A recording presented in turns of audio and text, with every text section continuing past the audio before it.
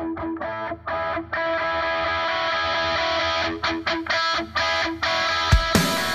going on, everybody? I'm Tom. I'm Pat. And I'm Zach. We're best friends, and you're listening to the Reminiscent Podcast. They say you can't choose your family. Well, you also can't choose which era of music you grew up in. This is a weekly show where we discuss our favorite bands from adolescence and how they continue to shape our lives today. Each week, we'll head back to the early 2000s and take a closer look at the cards we were dealt. Good morning. Good morning, Pat. How are you feeling? How am I? I had to use paper towels as coffee filters, and I haven't figured out where I'm at yet. How are you? I'm doing all right. I used coffee filters as coffee filters, so maybe better than you, but pretty by good. a touch. Similar paper products, to be sure, but they serve wildly different purposes. And some blog online was like, you can use socks. I'm like, I could also not do that. So thank you, though. One time when Megan and I were just dating, my wife, for new listeners, hello, we went camping and we brought our pour over equipment and whatnot, and I forgot filters. So I used a bandana, which I went hiking with the day before, and our coffee tasted like sweat and laundry detergent. And it was so gross. So let that be a lesson out there. One in every 32 episodes, this is a coffee pod, and we have returned to our guilty pleasures. It's a good morning. We have decided to. This is probably the closest we've recorded to a Friday. Is that fair? Have we ever done a Thursday night? We recorded at midnight on a Friday and then had the episode out 3 hours later. Which one was that? That was Taylor Swift, me. Oh, duh. Okay, yeah. Like so 4 very episodes recently, ago. Actually. Yeah, my bad. I haven't had coffee out of filters in a while, so I have not been awake for several days. No, that's not how that works. But yeah, we're going to do another. This is a follow-up to one of our most listened to episodes, which is either surprising or it's not, depending. But other than the Sam Pura Story So Far interview, which is, kind of an outlier, one of our first major listened to episodes was Tom DeLonge when he launched his To the Stars Academy. Yeah, that was a really fun episode. Did super well. Hit it at the right place at the right time. And well, he had just gone on, and people, whatever, I don't have any, Joe Rogan is this or that, but Tom went on that show, and it is a very popular show, and he had some takes, I guess you could say, right? Like, he didn't exactly go Elon on him and smoke weed in the studio, but he was showing him some videos, and now those videos some of them have, according to him, been brought to the New York Times by his company, and kind of these reports, one dropped in 2017, shortly after the most recent presidential election, and another one this week in the New York Times, which is kind of more specifically interviews with Navy pilots or Top Gun, whatever he uses the phrase in the most recent Rolling Stone interview that we read before the show. This is all more real accounts of aircraft with kind of mind-boggling capabilities, right? yeah, it got real so fast. Because our first episode was like, oh, should be a fun ride, because it seems pretty odd. It's a headline grabber for sure, and people were obviously interested. But I don't know, where's your mind at? Where was it then, and where is it now? I mean, I think I believed in him. I don't want to say before anyone else did, but people are like, oh, Tom's crazy. He's studying aliens. But I mean, just based on the team that he's managed to rally around him, I felt like there was a lot of credibility to it. And we're only seeing him. I mean, he's been talking in front of Congress like about these findings and trying to declassify stuff. And he's like blew the case open on this like secret government cabinet researching this stuff. And he's like, this isn't like a joke. I'm not crazy. Other people like in the government that you all seem to trust are also doing the same thing. Well, they had that big, like, as if it was an Apple iPhone reveal circa 2011 or something kind of type party, not party, but launch when they launched. And there's like, here's every single top, like he listed a ton of former. That was 2016 or 17. No, I'm saying Right? It was as if an iPhone was being launched. He's like, here we have, like it was as if he was wearing the black turtleneck or something. Like we have every former Department of Defense type. Like it was an impressive list of dudes he was bringing on, right? I mean, it was weird because the company's mission statement included such a heavy multimedia goal. right? And he's released several books since. I don't know if there's any of the movies have come out, but they're tying Angels and Airwaves records to it, which they just released a new single. There's a lot to get to, so I feel like I should organize this before I puke words into the microphone before we even get into anything. But what do we want to accomplish on this episode, Tom? Where should we start? Yeah, so there's a lot to talk about. Basically, what I am hoping to get out of this episode is Tom DeLonge's career path in relation to Blink-182's. They just had a big announcement. They had a big anniversary come up, and a lot of back and forth between Tom's joining. Mark says no, he's not. I just kind of want to just tie it all together and talk about, like, should he join? Do we want him rejoin? Well, let's start here. Let's start at Blink then. Okay. We talked about the Aoki collab for that one random, basically a vodka commercial. We've talked about the fact that he's touring this summer with Lil Wayne. Nothing wrong with it. They had that bizarre, like, marketing effort on YouTube where they combined A Milli and What's My Age Again, which didn't work, but it was definitely buzzy. It definitely got shared a ton. So Lil Wayne's good at what he does. Blink's good at what they do. The new band with Skiba is good at what they do. It's like a separate effort, I feel. We've talked about that on the show. But they've come out with it's all been fun and cute and whatever, and nothing really to say anything against, because they're not getting, like, coming to our house and shoving this into our ears, you know. But they decided to play Enema in full on this tour this summer, which to me brings us to our first question. Tom's not there. He says he would like to, well, we'll get into his Rolling Stone interview later, but thoughts on bands playing full albums at shows when they get later in their career without the original lineup? Enema of the State on a full playthrough for its 20-year anniversary, in theory, sounds like my dream.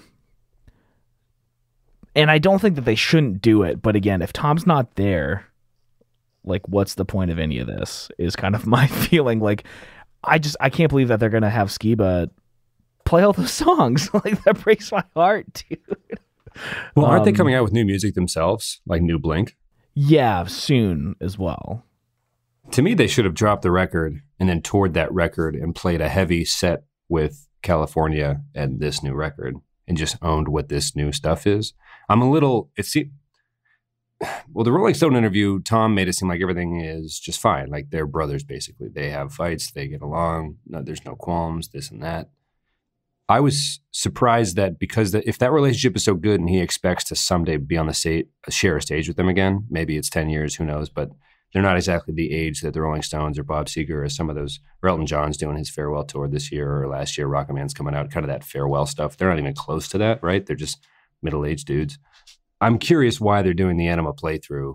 I mean, maybe they'll do an Enema Take Off Your Pants and Jacket playthrough later with Tom, but it seems like an interesting card to play. Maybe it's just trendy right now because Weezer and Taking Back Sunday have already kind of used it. They're not, probably not the only ones, but I just think, man, that sucks. Instead of owning what they are now, they're kind of using the elements of Blink that aren't even there on the stage with them to continue selling. I don't know if it's even selling tickets, but it's just kind of like, do they need that? I'm not sure. I'm not so sure that they do. Yeah, I like what you said. They're selling this thing that they don't have anymore. I mean, I don't know. I don't think it's like something they shouldn't do because it's obvious. It's 20 years. That's a huge anniversary of one of what Rolling Stone claimed to be the second best pop punk album of all time. They called it Dookie Laden with Poop Jokes or Fart Jokes, which is, you know, the the name of the album is a poop joke. But anyways, I do think it's just a really interesting situation they're in because, of course, they're going to, and of course they should, but at the same time, I don't want them to. And I will not be there. Like, are you going to go to this? I love the concept. I love when bands do it. I love what Taking Back Sunday did with the coin flip because they have 3 albums that you could arguably, if you're a fan of theirs, would love to hear in full. So that's a fun way to do a tour. But without Tom, feels like a swing and a miss to me, which raises the question. Well, let's just do a quick subset real quick.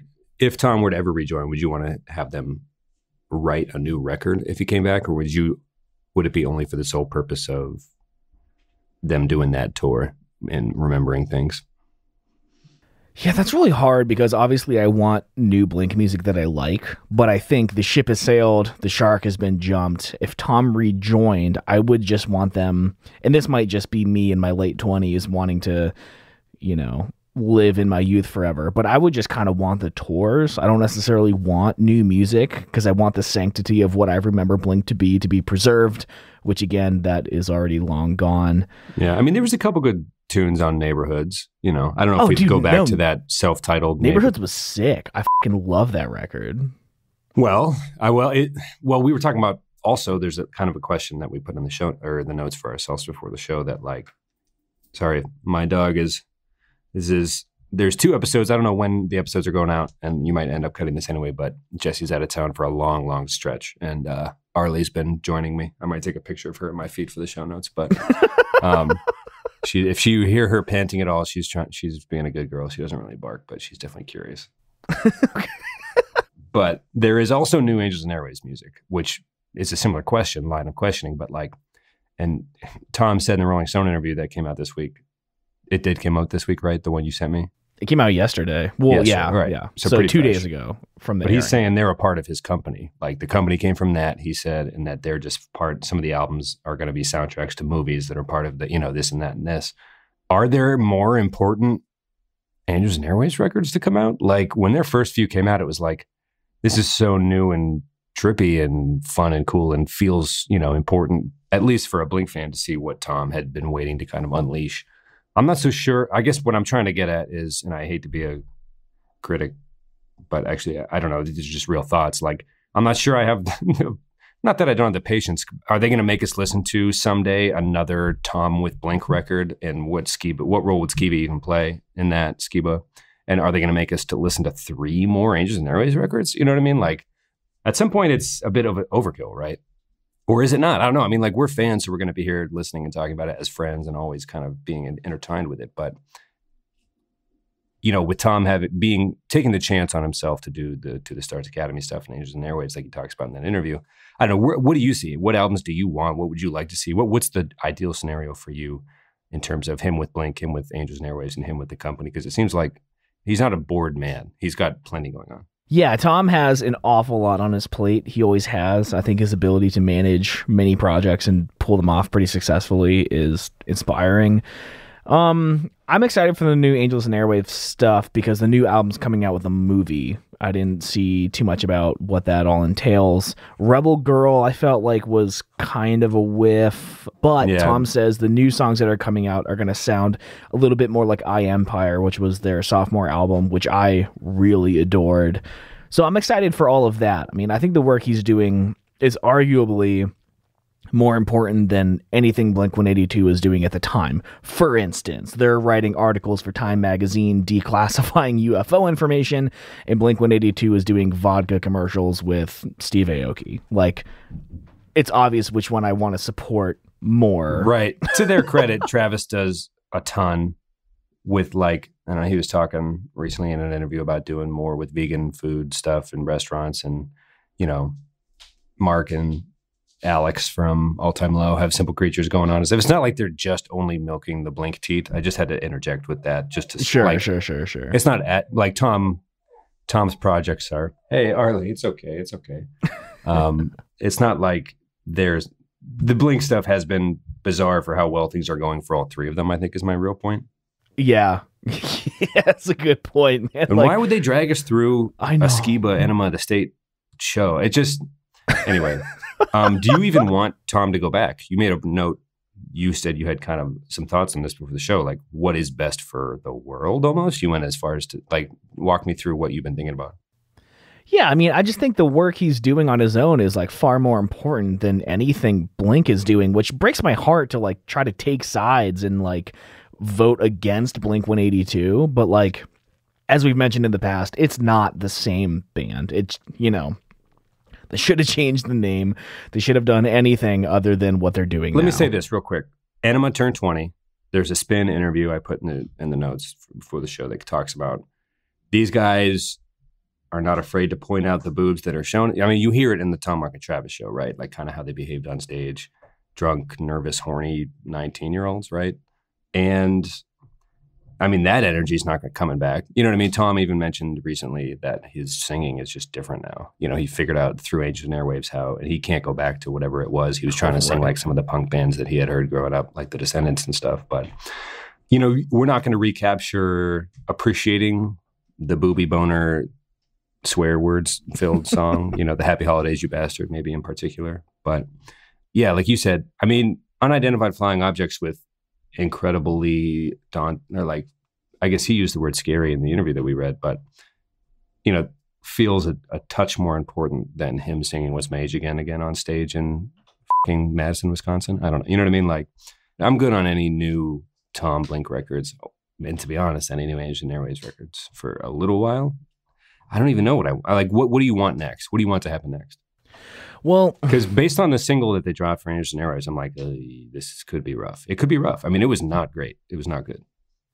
Yeah, their latest few albums have been hit or miss, but their first 4, I mean, what was it? We Don't Need to Whisper, I Empire, Love Part 1, Love Part 2, were all great. I mean, some songs are better than others, but they're obviously talented. So, I mean, I would love to see more Angels and Airwaves. My thought about him returning to Blink, I mean, there was all that controversy over Tom was saying in an interview, like, we've been talking about me rejoining. It's just a matter of when. And then Mark is like, that never happened. He's not rejoining. Oh, God, it's so weird. It's so weird. Yeah, but this most recent interview makes it sound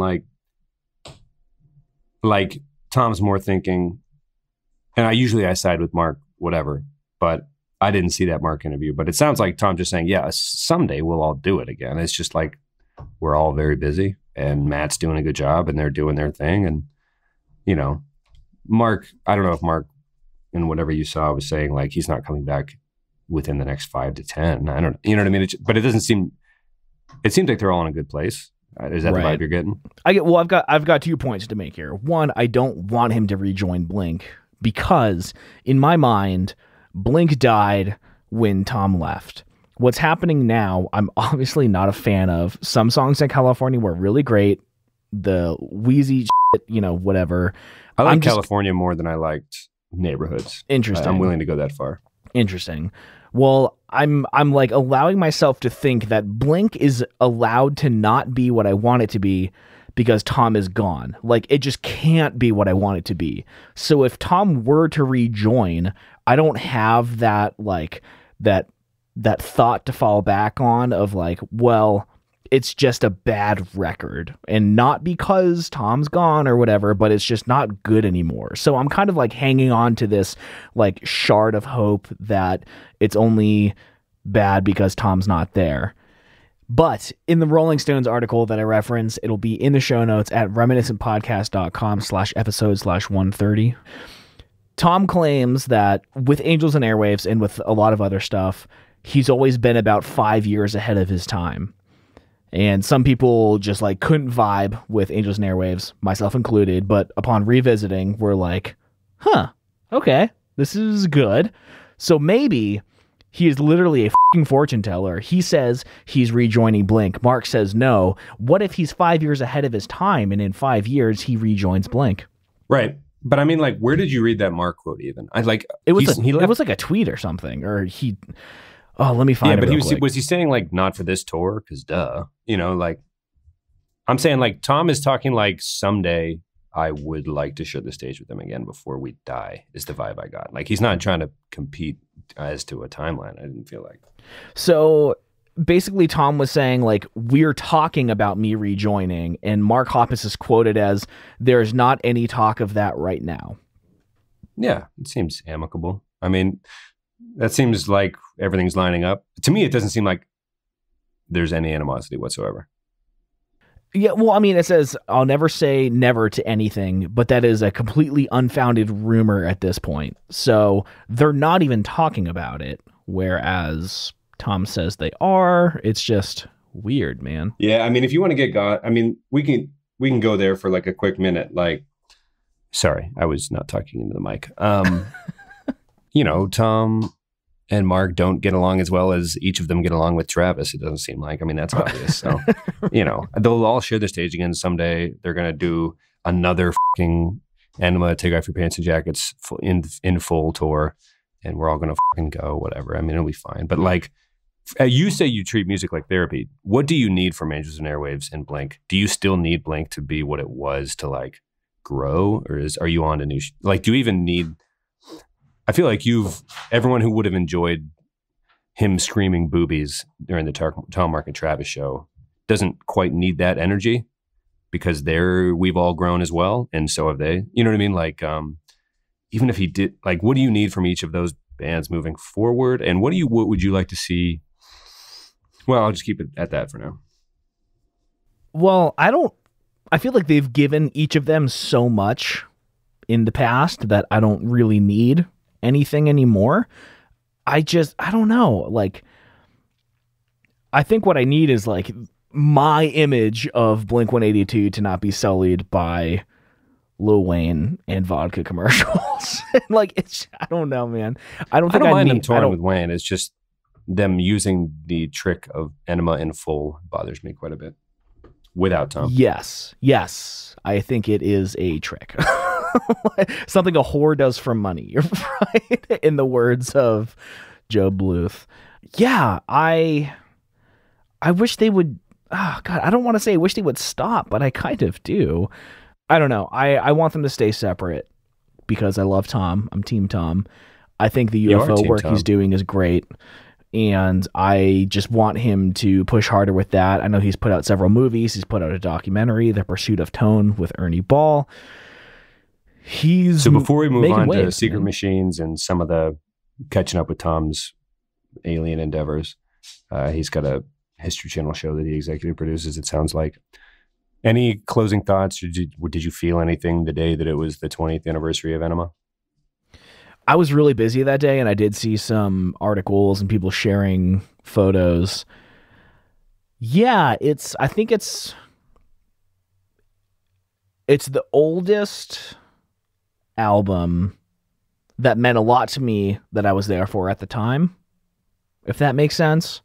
Obviously, like, Dookie's older, and I love that, but I wasn't listening to that within a few years of its release. So it is a big reminder of my aging. First of all, it's like crazy to think we're already at that, and that's just going to keep happening for a lot of bands, and we're just going to become our parents listening to Zeppelin saying music just isn't the same. People just don't scream the word boobies at people like they used to. Right. Yeah, it made me feel really nostalgic, but I think it's an album that I still listen to so frequently that it wasn't like, oh, a blast from the past, because it has remained with me throughout time. Yeah, we talked about, well, yeah. I was going to say, do you hear anything? Is that music coming from? Let me tune that in a little bit. Yeah, okay. Oh, that sounds familiar. All right, let's give him let's check it out. Yeah.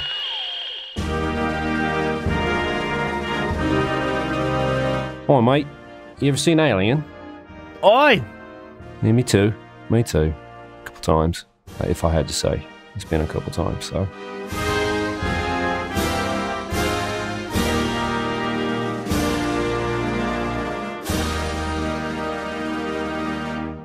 That's always nice to hear from the fellas up north, for sure. No faffing, I'll tell you that. They get right to the point. Oh, yeah, no. It's no wasted breaths, for sure. Yeah, wish them the best. Hopefully we can travel with them to go see Banff one day, because I'd like to see that park. Anyhow, Tom's alien stuff we wanted to cover a little bit as well. You wanted to borrow my copy of Secret Machines, which is one of his company's books that is basically, there's a storyline. There's 4 different storylines. One of them is a dude, World War II dude that was in on what the Germans were doing with some of what they were testing at the time. And there's another storyline about a pilot in modern day who sees something similar to what the Navy interviews in the New York Times were most recently. And he gets introduced to this world of secret, testing all these things that don't obey the laws of physics, and if you borrow the book from me, you'll see. But he wasn't lying. He's just producing a ton of media that kind of details what he believes to be true and has seen and has talked to pilots about. And, it's based in the notions of, well, he's done what, 2 decades worth of research on his own at this point. Some of it with, some of the years were him on the tour bus reading and listening to Bigfoot dudes, and some of it was talking to legitimate Pentagon and former Department of Defense officials with his current company. So he's piecemealed it together. He's a smart guy. And as we're learning, perhaps not as crazy as we thought. And, crazy could mean any number of things. But, he seems to believe that there was some technology around World War II that was being tested that was important at the time. There's some technology currently that is unidentified that can do redonkulous things in the air that don't really, the pilot in the book, Secret Machines, can't really even grasp how to feel about what these machines he's introduced to can do. And, in the Rolling Stone interview, he's like, this is he was asked about Space Force and shit. And he was like, stuff about the president aside, the Navy was created when we wanted to get into the sea, Air Force into the air. Spaces are real. And he didn't really, I feel like there are technological and cyber security threats with like the satellites that go around the Earth.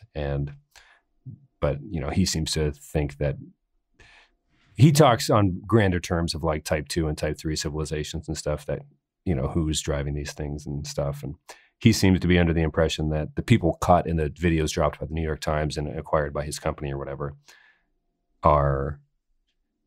he's not sure who's in them, right? He's not suggesting that it's somebody on Earth driving those things, right? Is that the impression you got? I mean, he's definitely the looking like the History Channel guy, the meme aliens, right? Yeah, he's implying that pretty strongly. Yeah.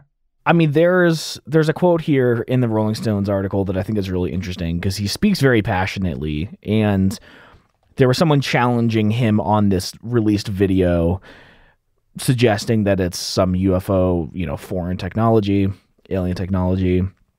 This guy, a senior astrophysicist at Harvard, he said the possibility of an extraterrestrial cause is, quote, so unlikely that it competes with many other low probability but more mundane explanations, bugs in the software, yada yada. And Tom says they're planting Harvard next to the comments made by an officer that spent $3 million on his training before he ever touched the throttle of a $100 million weapons platform with security clearances and the ability to fly live weapons over an American city. It's so advanced that they have Top Guns running it. So for someone to say it's bugs on the system is so offensive.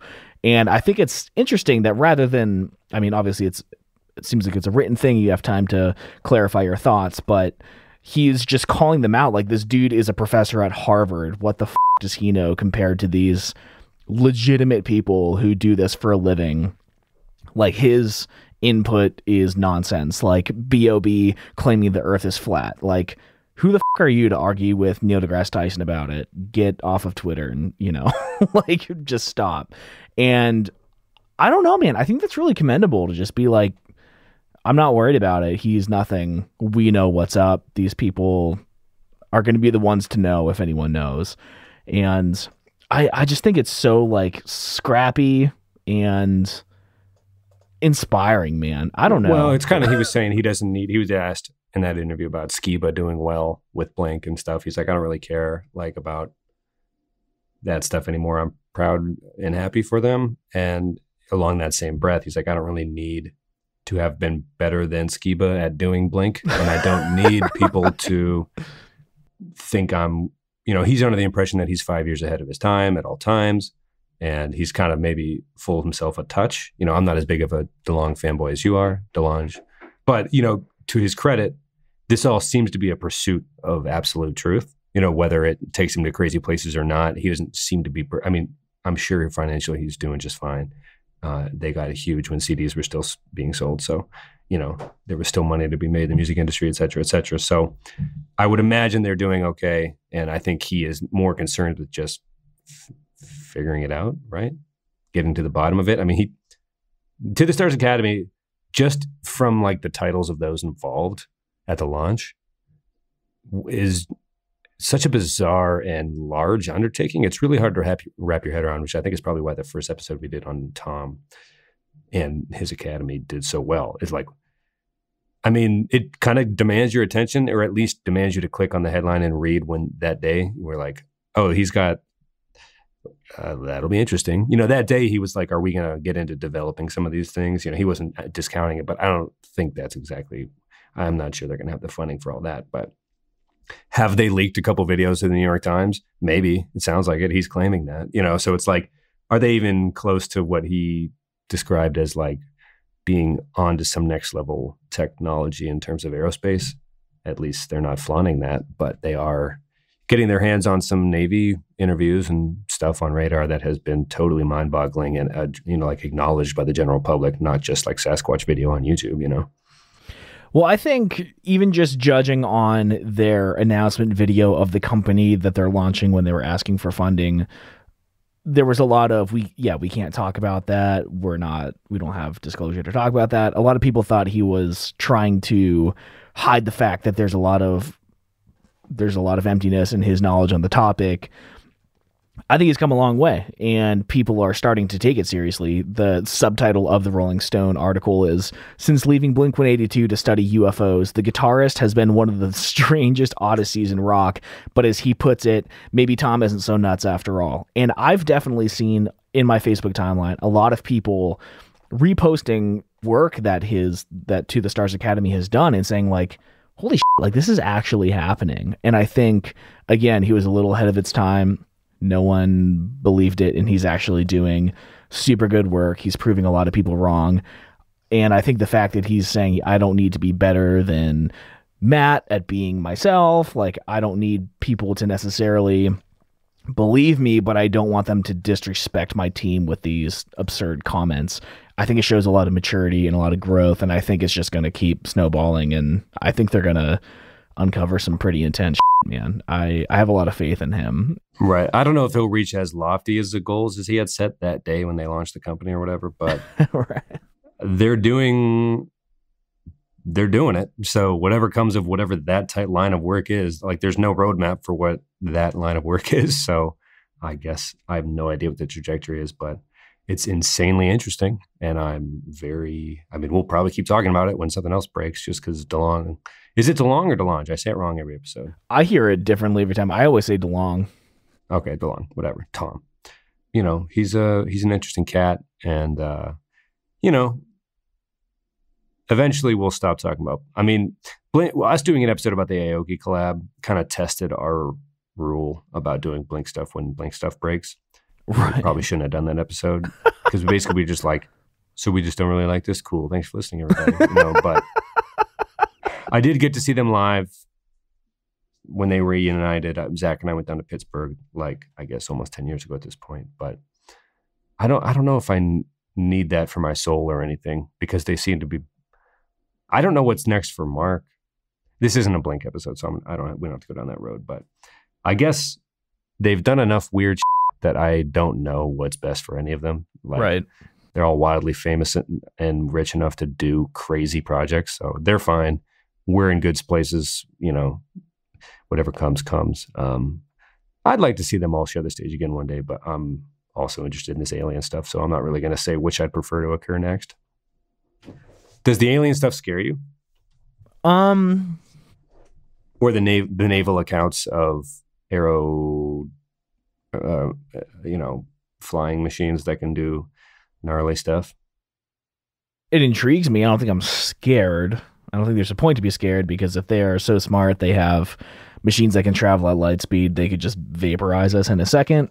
Nothing we can do about it. So, silver lining. There's the show The Orville on Fox that Seth MacFarlane is basically his ode to Star Trek, basically. But, in the show, there's this planetary council or interdimensional, like, if you join the Federation, you are protected under their peace agreement. And whenever they reach a civilization that is close to getting into interstellar travel, or they're close to figuring it out, they go talk to them like, hey, you can join with us. We've all gotten there. We don't want to, but they would never interfere with this. It's like Tom phrased it in the interview, like, it's like when a warship pulls up on an Amazonian tribe that is still living on their own, just like as, hunter-gatherers or whatever, in those deep kind of recesses of the earth where some of that still happens. And you never want to interfere with, do you know what I'm talking about? Like a civilization's timeline, I guess, right? So the show is an interesting exercise in like, yeah, if they needed to destroy us, they would. But if they have that tech, there's a chance that their problems are vastly different than Earth's problems. So in this particular solar system, I don't know what not a paradox, one of that line of thinking that if a civilization made it to that point, obviously they have to be peaceful because as technology grows and you're not on the right path socially, you destroy yourself. So if they are in our galaxy from another, they would be peaceful and not destroy us.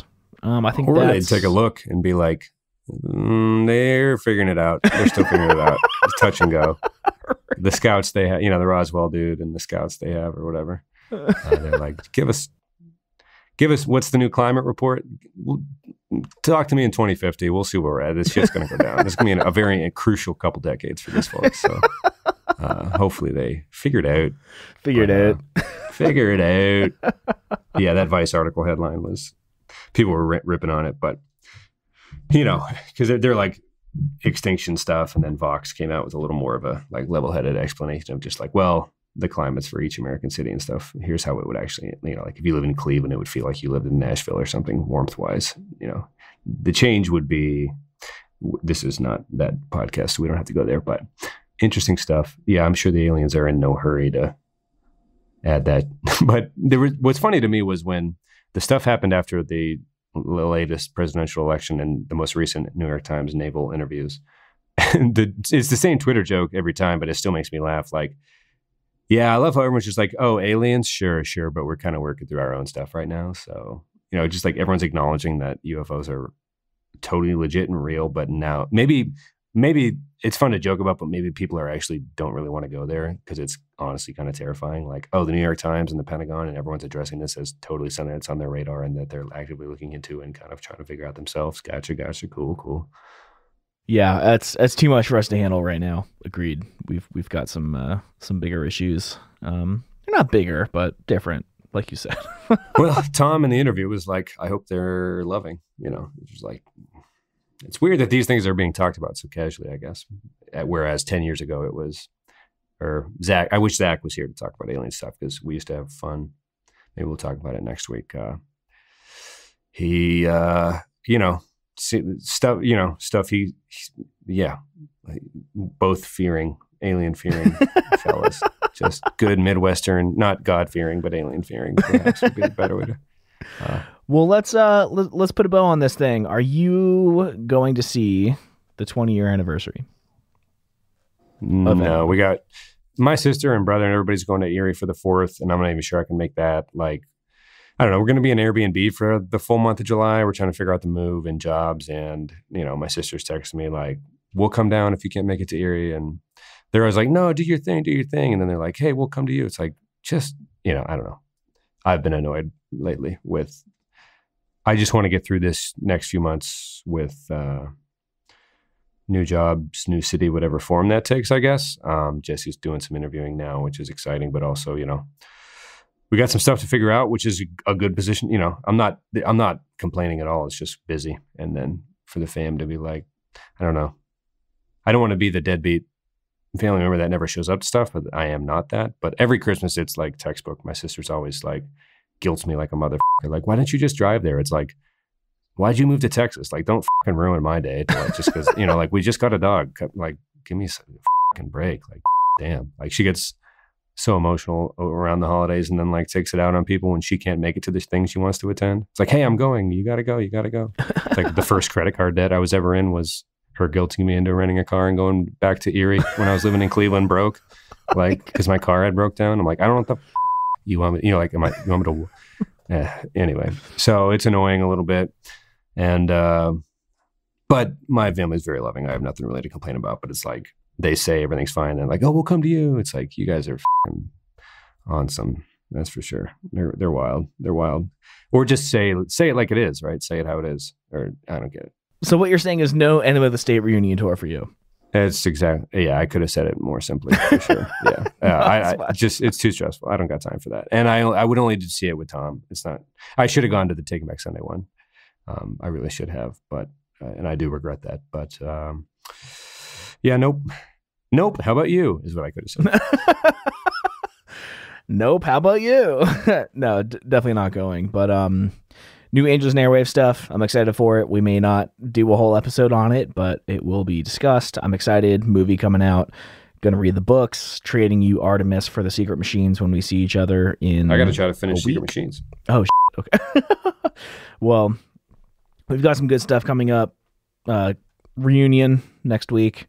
Going to see each other. Going to record some stuff on the road. Yeah, we have to wrap up this episode. I wanted to talk a little more about that, but we can talk about that off the air. But you'll get a couple episodes that sound maybe a little different coming in the near future. Zach will be around. We'll be on the road. It'll be fun. Not next weekend, but in the weeks after. We do have some I think we have an 05 album like death match coming up. Yeah, next week that'll be good. I think Fall Out Boy's involved, but I don't know how much more you're going to let me say. We'll see. We'll see. John. Well, let's give a song of the week and get out of here. Yeah, I'm gonna. Jenny Lewis. Okay. Hey, if anything, it'd be Charlie Bliss. Okay. It's a good record. I don't know. It's busy for all the reasons I mentioned. I'm busy and I'm not cool right now. So. All right. Well, I'll give a new one then. I've been listening to a lot of like synthwave, vaporwave lately. Digging the 80s vibes all of a sudden. The song Juno by the Calico Sequence is really nice. Really kind of mellow beat, little spacey. Good stuff to just put on when you're deep in thought, taking the dog for a walk, doing some light reading, all that stuff. So I've been into that. Real quick, if you haven't gotten on the most recent Pup record, they played Kids on Seth Meyers. It's on YouTube. If you haven't gotten into the band but have been curious, that might be a good window into what they're all about and if you like their sound. So I think that was my song of the week a couple weeks ago, but that is something I watched that was kind of new and recent. So some television, as it were, watching the old tube. Anyway, bye. Love you. Cool. We got some links to the songs in the show notes, and we'll see you next week. I love you, Pat, and I'll see you next week. Literally. Yeah. Bye. Bye. All right, everyone. Thanks for sticking around to the end as always. Always happy to be talking about Tom DeLonge, my hero, my savior, my little alien boy. Tweet at us at _reminiscentfm. Let us know if you have any questions you want us to answer on our road trip kind of live episode thing we'll be doing next week as we drive to Erie, PA for our high school reunion. All right, we'll talk to you next week. Love you guys. Bye.